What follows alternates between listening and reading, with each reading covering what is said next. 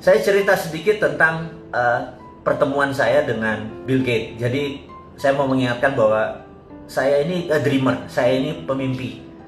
Suatu hari Anda tahu bahwa saya di kantong saya selalu punya rumahnya Obama, rumahnya Trump, White House saya gunting, dan ternyata saya sekolah di sana gitu ya.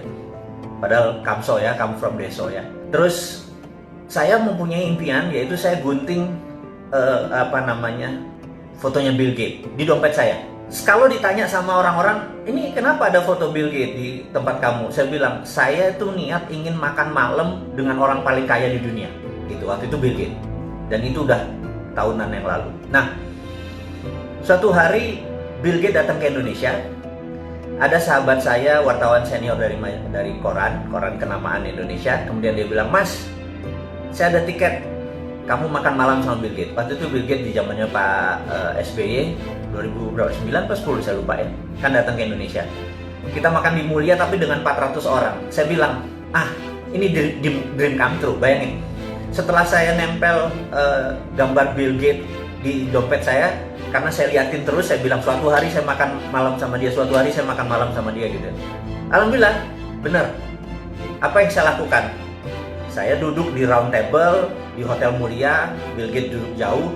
Di situ ya ada orang-orang terkenal lah, ada menteri, ada pejabat-pejabat teras zaman waktu itu. Nah, lagi kita makan, dalam hati saya bilang kayaknya nggak sah sih kalau saya makan malam atau kita makan malam, tapi jaraknya jauh. Emang saya lihat dia, jadi saya cuma ngeliat dia pakai batik, saya ngeliat, oh orangnya gini, orangnya santun, tapi smart, tapi ya gitu deh. Saya cuma sambil membayangkan gitu ya. Nah, tapi saya bilang saya nggak puas nih kalau nggak ngobrol. Ini nggak sah nih gitu ya. Nah, terus di tengah-tengah acara lagi makan, ada yang nyeletuk gitu, Mr. Gates, might as well, kan kita lagi bareng-bareng di tempat makan, boleh nggak kami tanya jawab? Terus mereka nanya sama si audience, sama kita yang bertiga ratusan orang ini nanya, is there anyone yang di sini yang mau bertanya pada Mr. Gates? Apa yang terjadi? 300-nya angkat tangan. Saya mau gitu ya. Saya bilang, oh gila. Terus dia bilang, temennya ngomong di sebelahnya, oke, Mr. Gates maybe only bisa answer dengan 5 pertanyaan aja, jangan banyak-banyak. So, siapa yang mau nanya, tolong nulis di kertas gitu ya. Nah, semua orang naik tangannya, dan saya bilang, oke, saya take the moment. Ini kan moment of greatness ya. Saya ambil kertasnya, saya tahu kan teman-teman tahu bahwa saya memiliki sebuah keilmuan, ya ilmu kuno sih, ilmu nggak keren-keren banget, bagaimana memprogram pikiran bawah sadar seseorang. Saya bilang, dia pasti baca tulisan saya, saya tulis gitu ya. Saya lipat, saya taruh. Oke. Kemudian makan seperti biasa, kemudian Mr. Gates buka satu-satu. Udah selesai makan nih, terus gimana? Ada yang mau nanya? Terus dia bilang, oke. Saya udah pilih beberapa katanya. Terus who is, dia sebut sebuah nama gitu ya. Dia bertanya apa rencana Bill Gates di Indonesia. Terus Bill Gates cerita, kami akan berencana membuat laptop komputer murah di bawah $100 supaya orang bisa ini dan terkoneksi dengan sistem dan sebagainya. Cita-cita mulia lah, CCM lah gitu ya. Kemudian pertanyaan kedua, who is, dia sebutin seorang menteri gitu ya, kayaknya dipesen nih. Oke, menteri ini bertanya ini, seorang ibu menteri. Dia cerita. Kemudian dia break lagi. Terus lama berhenti di satu kertas, terus I don't like it. Terus dia taruh, tapi kan mic-nya masih kedengeran kan, mic-nya di sini. Terus ditaruh, dia bilang terus dia nyari question, pertanyaan yang menurut dia oke, gimmick kayak kecil-kecil. Udah 4 pertanyaan. Dia bilang oke, the last pertanyaan terakhir, the last question katanya gitu. Terus diangkat satu kertas. Gitu ya. Terus orang sebelahnya bilang, what is this? I don't know, I don't like the question gitu ya. Ini kata-katanya dia. Terus saya udah tahu nih, jangan-jangan gue bener ya gitu ya. Terus apa yang terjadi? Well, I would like to know this gentleman. Terus karena dia ngomong-ngomong itu, orang-orang bilang udah, lu udah kayak gitu, lu baca aja lah itu pertanyaannya gitu ya. Jadi cair suasana. Terus dia bilang, well anyway, I don't like the question. Jadi dia ngomong sama orang sebelahnya gitu. Anyway, lu udah brought up anyway katanya. Terus apa yang dilakukan? Who is a Mardikuwiek? Wah, udah kayak orang Polandia gua. Saya berdiri. 300 orang nengok ke kita jadi kayak kecil. Saya bilang, gila, gitu ya. Terus dia bilang, dia natap saya, dia bilang, so you, kenapa lu nanya ini gitu ya? Oke. Dia ngomong, I don't think the world is ready, kata dia.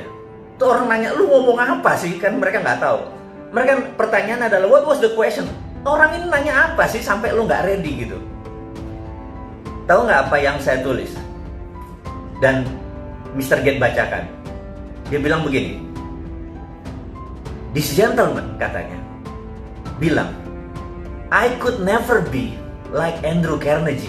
Jadi saya menulis di kertas itu, you will never be like Andrew Carnegie, gitu ya. And this is right, katanya. Gue nggak akan pernah bisa kayak Andrew Carnegie, itu kata Gates, gitu ya. Semua orang bingung. Ini komunikasinya apa gitu? Anda tahu apa yang dilakukan Mr. Gates? Bill Gates membuka dompetnya, kemudian dia kasih potret gambar kayak foto saya itu, dia bilang, sih fotonya Andrew Carnegie ada di dompet gue, katanya. Saya juga kaget. Dan you are right, I would never be like him. Terus, oke, saya ceritakan dulu kenapanya gitu ya. Saya mengidolakan Bill Gates mengidolakan Andrew Carnegie.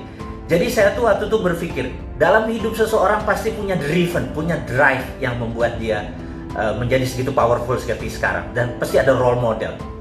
Dan saya lihat dia, Bill and Melinda Gates ini, kalau pendapatan dia $60 billion, $20 billion ada di Bill and Melinda Gates. Jadi dia berzakat itu 30-40% gitu ya. Mungkin 30% lah dari, atau 20% dari income-nya masuk ke Bill and Melinda Gates Foundation. Karena Bill Melinda Gates Foundation duitnya lebih dari $18 billion. Cukup powerful. Pasti dia punya sebuah role model. Dan saya tahu the biggest philanthropy in the world adalah Andrew Carnegie. Jadi Andrew Carnegie adalah, Anda boleh cek siapa Andrew Carnegie. Di seluruh dunia, museum Andrew Carnegie itu ada, gitu ya. Anda kalau pergi ke Singapura ada, pergi ke Bulgaria ada pergi ke London Anda ketemu museum Andrew Carnegie. Andrew Carnegie mendedicate uangnya untuk pendidikan, informasi, dan museum, koleksi-koleksi sains. Nah, Andrew Carnegie di tahun 1900 dia menjual US Steel, dia memiliki Dow Jones, dan Anda tahu Dow Jones, saya udah nggak bisa diceritain lah. Nah, ada New York Stock Exchange dan lain sebagainya. Yang jelas dia punya US Steel yang waktu dia jual angkanya $1 billion. Pada saat sekarang waktu dia menjual US Steel itu di 19 sekian itu, kekayaannya itu kira-kira 4 kali kekayaan Bill Gates saat ini. Jadi kalau Bill Gates punya berapa, katakanlah 80 billion, dia punya 4 kalinya, 320 billion. Jadi kita tahu itu duit waktu itu. Nah, Anda boleh cek di Wikipedia. Di tahun 1898, Filipina ingin merdeka dari Spanyol. Dan Spanyol waktu itu minta uang $20 billion. Filipina nggak punya uang tebusan seperti itu memerdekakan Filipina, dan Filipina minta Amerika. Amerika nggak punya uang, Federal Reserve nggak punya uang, dan Federal Reserve meminta Andrew Carnegie menebus $20 billion untuk kemerdekaan Filipina. Sahabat, apa yang dilakukan? Andrew Carnegie membayar tunai $20 billion. Sebuah negara yang dia merdekakan, tanpa sekalipun dia pernah injak ke tanah Filipina. Jadi, ini membuktikan satu hal, bahwa swasta Amerika lebih kaya daripada negara Amerika. Dan Andrew Carnegie menjadi the biggest philanthropy yang menjadi role modelnya Bill Gates. Karena itu di dalam analisa saya menganalisa Bill Gates, saya menebak bahwa dia pasti punya role model gitu ya. Dan saya menebak pasti Andrew Carnegie. Saya nggak pernah tahu, tapi ini kemampuan analisis, kemampuan sontoloyo itu, saya bilang, oke, you could never be like Andrew Carnegie. Lo nggak akan pernah bisa menjadi seorang Andrew Carnegie. Dan dia bilang, you are right, gue nggak pernah bisa jadi Andrew Carnegie. Nah, jadi itulah yang memotivasi dia, itulah yang memotivasi saya bahwa kalau Andrew Carnegie pernah begini, di rumah yatim pun saya mencoba mendedikasikan kecil, filantropi kecil, nggak jauh sekali dari seorang Bill Gates dengan foundationnya atau Andrew Carnegie. Tapi ini gamesnya, mau jadi the best of the best ya kita berkompetisi dengan the best, berkompetisi dengan Andrew Carnegie gitu ya, bukan berkompetisi sama 4L gitu ya, itu bukan kompetitor kita gitu. Dia pernah ya gitu, kompetitor kita gini, bukan kompetitor, role model gitu ya, dan kita bersaing sehat. Kalau 4L mah udahlah, gue males ngomongnya. Anyway, teman-teman, ini hanya membuktikan bahwa swasta itu lebih powerful daripada negara Amerika. Nah, kita tahu setelah Perang Dunia Kedua, Amerika baru menggunakan printing money dengan New Deal-nya, akhirnya negara Amerika lebih kaya dari swastanya. Jadi, sahabat semua, saya cuma mengingatkan bahwa swasta Amerika tuh berkompetisi sama negara Amerika, gitu ya. Karena itu di sana kalau sekolah tuh ada dua, sekolah Ivy League, ada Cornell, ada Columbia, ada Harvard, MIT dan lain sebagainya. Begitu lulus biasanya menjadi anteknya globalis di Wall Street atau menjadi globalis. Kalau mereka belajar di seperti di Illinois University, apapun lah, Chicago juga nggak nyampe nih mereka ini, paling jajan pegawai World Bank, IMF atau bankers gitu ya. Anda harus mengingatkan ini dua ini. Nah, Wall Street ini saat ini menguasai mungkin 60% kekayaan dunia. Jadi Tencent di situ, Alibaba di situ gitu ya. Ini kita mau melihat how the world work, bagaimana cara dunia bekerja. Jadi Anda paham apa yang terjadi. Nah, sewaktu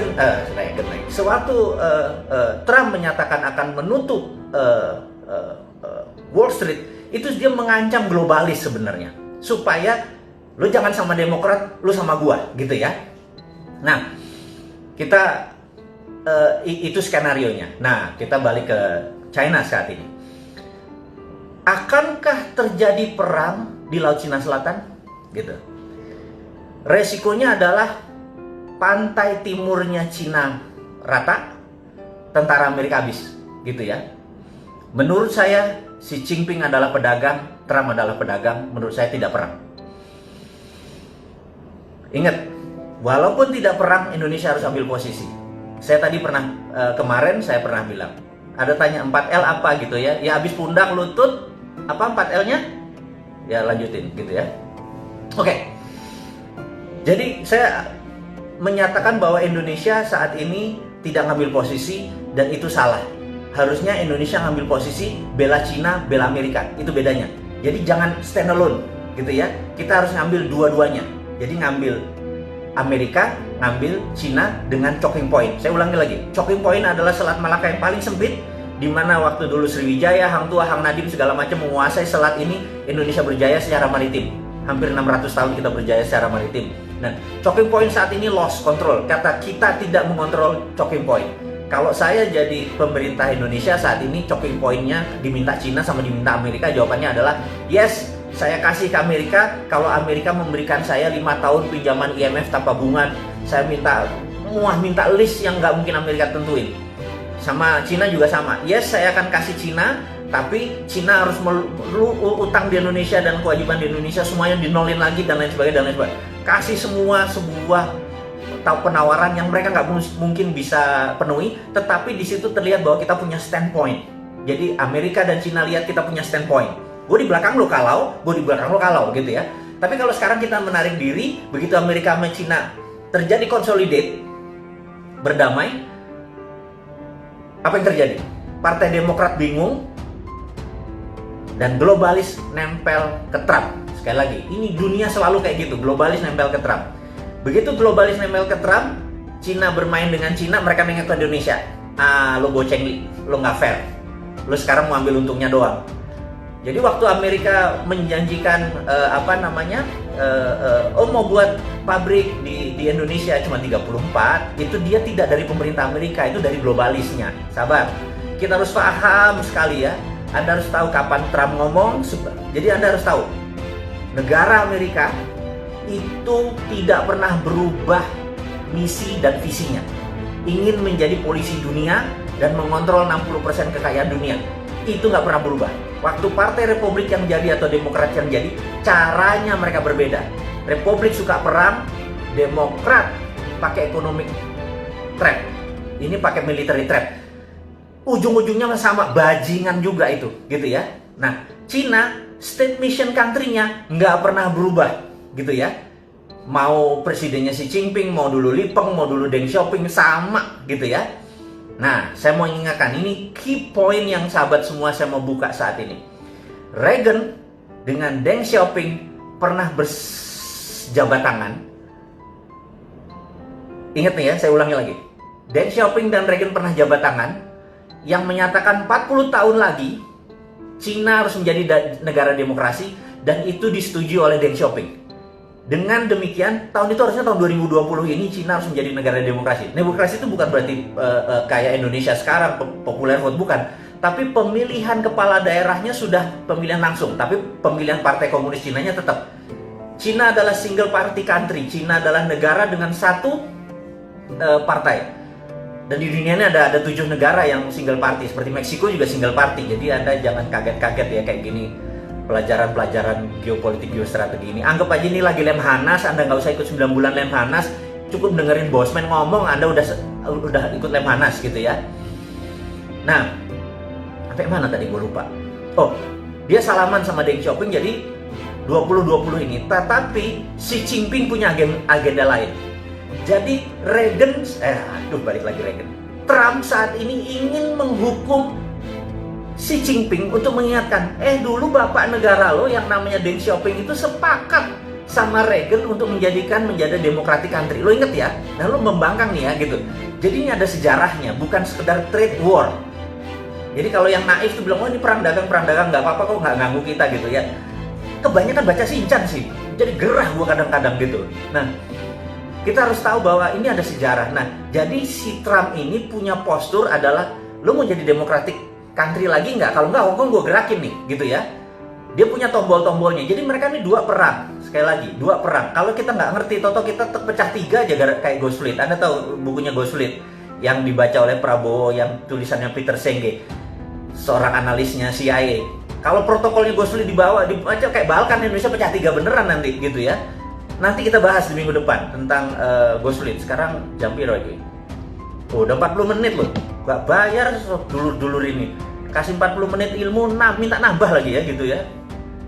Oke teman-teman. Jadi dengan adanya perang tadi sebenarnya ada sejarahnya. Karena itu Reagan memanggil 8 orang yang masih hidup dari 13 warrior ini untuk pengen tahu dulu tuh rencana lo apa sih dengan China, karena dengan Soviet kan sudah jelas, dengan China dia kasih ingat bahwa Deng Xiaoping dulu pernah shake hand. Nah, karena itu saya dalam tulisan saya di video 2030, tahun 2030 China adalah the biggest democratic country in the world. Bayangin, dengan 1,7 billion atau 1,7 miliar manusianya dia menjadi demokratik. Pemilihan daerahnya nanti akan, jadi sekali lagi saya mau ingatkan, China akan menjadi loose. Dengan bargain tersebut currency dia menjadi lebih leluasa, tapi Trump akan memenangkan lagi. Ingat ya, ini sekali lagi Trump bisa menang nih. Jadi Trump pulang kampung nanti menyatakan dia menang terhadap China. China bilang kita juga nggak kalah. Jadi dia bukan bilang menang ya, China nggak kalah, nggak kehilangan muka di negaranya. Nah, Trump selesai masalahnya. COVID sekali lagi nggak terlalu penting karena kita live with COVID forever. Oke, sahabat semua. Ada terakhir mungkin saya sekedar mengingatkan bahwa beberapa kita mendapatkan berita bahwa China punya renminbi, punya digital currency, punya dan anti dolar. Tar dulu. Itu misleading kalau anti dolar. Dia memainkannya di dalam negeri, sekali lagi, dia memainkannya di dalam negeri. Dan kita juga nggak mau kalah dong. Kita kan dari dulu juga sudah bilang bahwa kalau kita ini kan Sontoloyo War nih, kita ini kan bukan heavy on government, kita kan heavy on private, bener ya? Kalau saya nih dapat mandat, tapi tenang, saya tidak akan masuk ke politik, saya janji, karena passion saya nggak di situ. Tapi kalau kita dapat mandat atau misi ini ada yang nerima, kita kasih juga. Kita adalah heavy on private, jadi swastanya tapi bukan kapitalis, bukan 9 naga yang jadi kaya. UKM yang jadi kaya. Jadi kita ini juga pro on private tetapi UKM. Karena itu kita bangun Santara, kita bangun Rifit, kita bangun organisasi untuk mengangkat UKM. Jadi kita tahu 2030 85% ekonomi dikuasai oleh UKM yang going global. Ini mark my word ya. Anda boleh catat kata-kata saya kalau 2030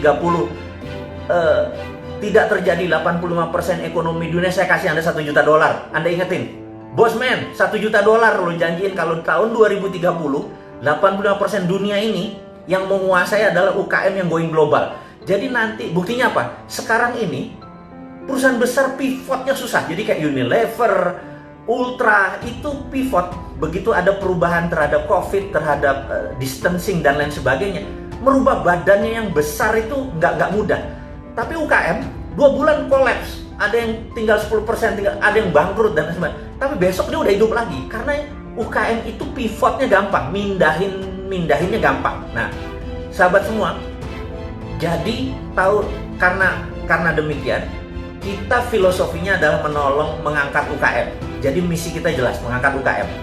Gimana UKM menjadi berdiri, dan kita nggak peduli sama perintah. Pokoknya jangan diganggu aja kita, biar urun dana ini berlangsung dengan baik. Itu satu. Yang kedua yang saya mau ngomongin, tapi ini too early. Saya minta too early karena ini masih beta. Beta adalah teman-teman, beta ya, sabar. Saya mau memberikan sesuatu yang teman-teman harus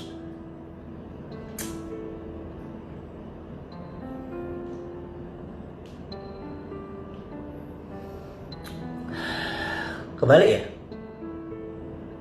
Kalau kebalik nanti kita akan kasih. Oh, kebacanya kebalik ya. Oke.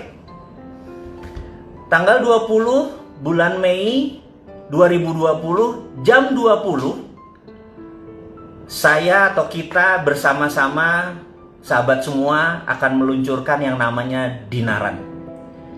Dinaran adalah cara pembayaran rupiah Anda.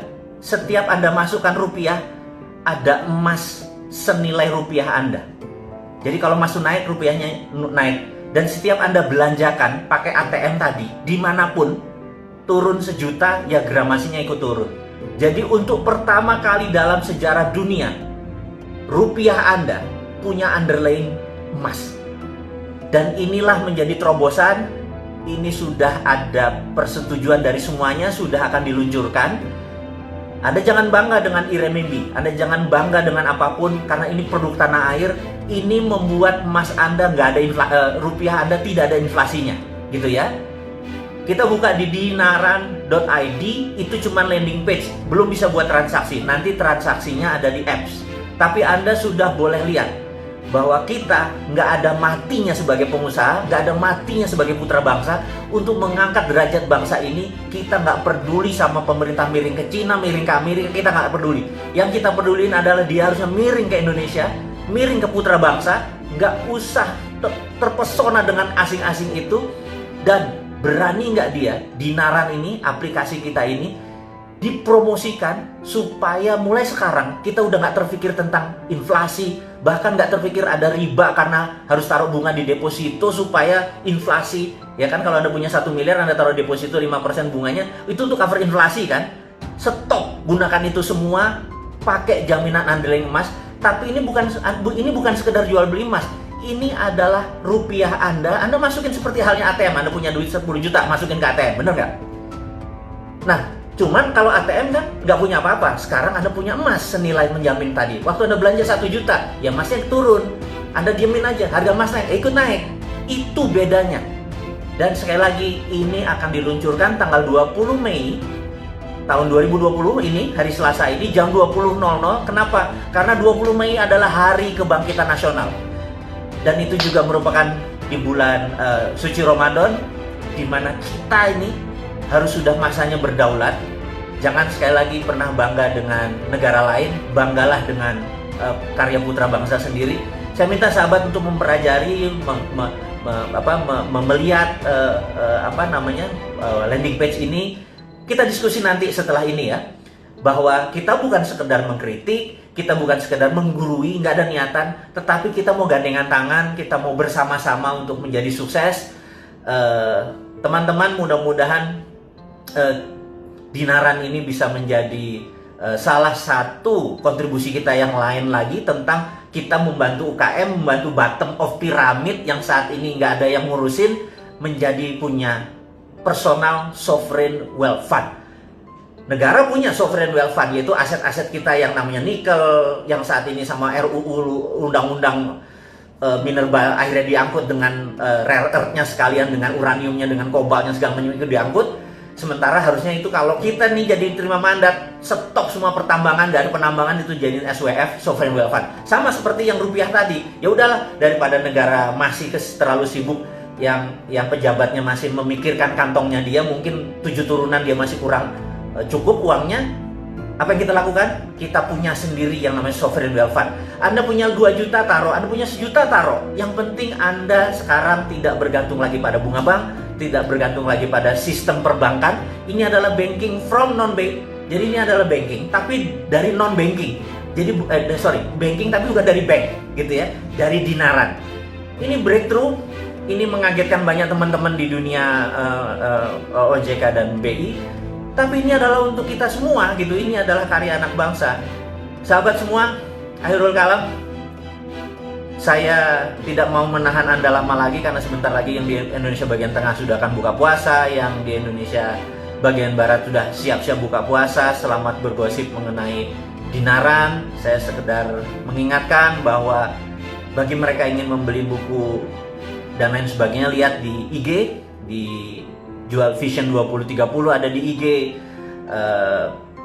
Road to Billionaire ada di IG, dan dinaran.id Anda pelajari landing page-nya, bukan untuk transaksi, tapi tanggal 20 bulan Mei 2020 jam 20, jam 8 malam setelah habis taraweh, kalau bisa Anda lihat apa yang akan kami luncurkan, akan kita luncurkan. Ini milik kita bersama, bukan milik saya, ini milik Anda semua, toh harta-harta Anda, emas-emas Anda juga. Saya cuma membuat sistem yang membuat kita ke depan menjadi berdaulat. Sahabat semua, terima kasih atas perjumpaan hari ini. Sukses buat Anda semua, semangat buat Anda semua. Wassalamualaikum warahmatullahi wabarakatuh.